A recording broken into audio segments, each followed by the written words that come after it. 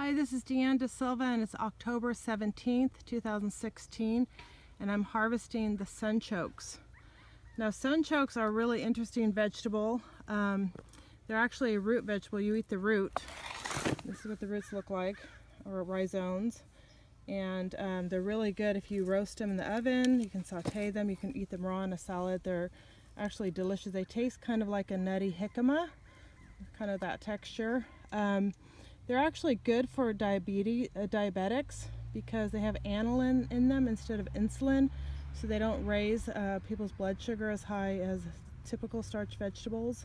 One thing though, aniline does cause discomfort for some people, so it's recommended that you start slow and see how you do with them.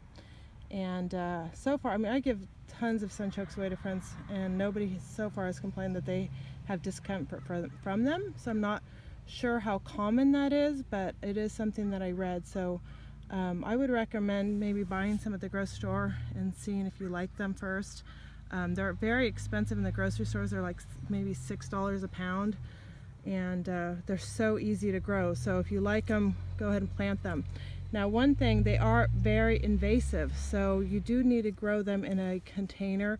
I have them in this 4x8 bed, and this is our 4th year. And last year I harvested, I think, 3 or 4 or 5 gallon buckets of them. So they're very prolific. And what's nice about them too is you can actually just leave them in the bed, at least here in California, over the winter, and then in the spring they'll sprout up again. And so I can harvest, it's fall now, I can harvest from now all the way through February or March, just whenever I need some, just come out and grab them out of the bed. So I don't need to store them in the house or store them in the freezer or anywhere. If they do start to sprout, then, you know, in the spring, then you can no longer eat them because they get kind of soft and they're not edible.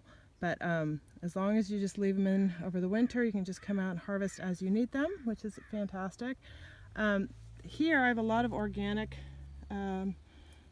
compost in this bed, so the plants grow 8 to 10 feet tall.